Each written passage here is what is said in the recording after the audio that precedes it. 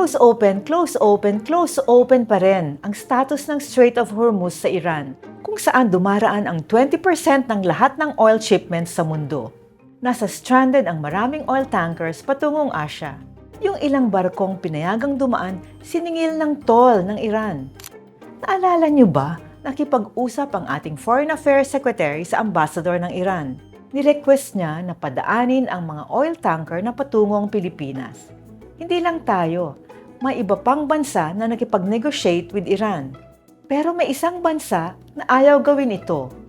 Alin ito? Hi, ako si Marites Vitug, Editor-at-Large ng Rappler. And this is Hindi Ito Marites. Hindi Ito Chismis. Ang Singapore na isa sa pinakamaliliit na bansa sa mundo na hindi mayaman sa natural resources ay hindi pumila para makiusap sa Iran. Sabi ng foreign minister nila, it was a matter of principle. Hindi naaayon sa international law ang ginagawa ng Iran.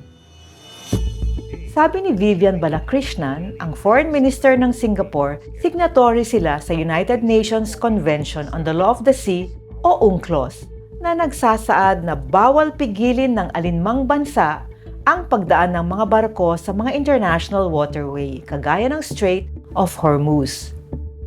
Ito ang sabi ni Balakrishnan sa Singapore Parliament. There is a right of transit passage. A right of transit passage.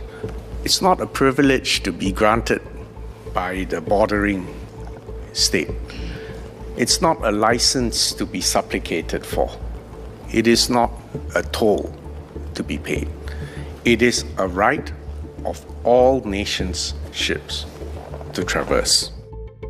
Nabilib ako sa Singapore. Bakit kaya nilang manindigan ng ganon? Marami ba silang sources ng oil? Ito ang napag-alaman ko.